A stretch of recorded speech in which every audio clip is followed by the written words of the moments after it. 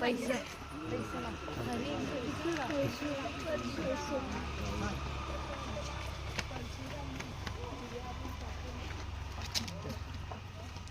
हे आहेत भगवान परशुराम। आपल्या पुराणात असा उल्लेख केलेला आहे की हजारो वर्षापूर्वी भगवान परशुराम होऊन गेले।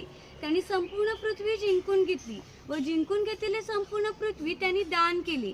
दान केलेली कुठलीही गोष्ट आपण स्वतःसाठी वापरत नाही, परंतु त्यांना राहण्यासाठी भूमी आवश्यक होती।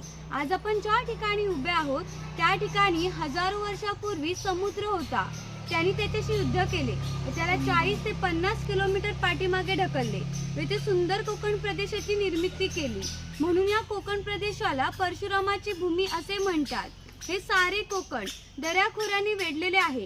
सूर्याची किरणे जमिनीपर्यंत पोहोचू शकत नाही इतकी दाट अरण्ये, वाघ, अस्वले, गवे, रेडे यांसारखी जंगली श्वापदे, 200 ते 250 प्रकारच्या औषधी वनस्पती, शेकडो प्रकारचे मासे, दुर्मिळ कासवे, सुसर, मगर यांसारखे प्राणी इथे पाहायला मिळतात।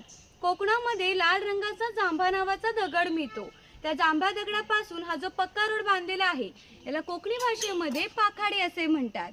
ही पाखाडी सुमारे 400 वर्षापूर्वी बांधली गेली। त्यावेळी ती गणपतीच्या देवळापर्यंत होती। काळाच्या ओघात ती नष्ट झाली। आज फक्त प्राचीन कोकणमध्ये शिल्लक राहिलेली पाहायला मिळेल। पूर्वी सामान्यपणे अशा पाखाड्या ग्रामदेवतेकडे जाण्यासाठी बांधल्या जात असत। आज आपण देखील या पाखाडीने प्राचीन कोकणमधील ग्रामदेवतेकडे जाणार आहोत।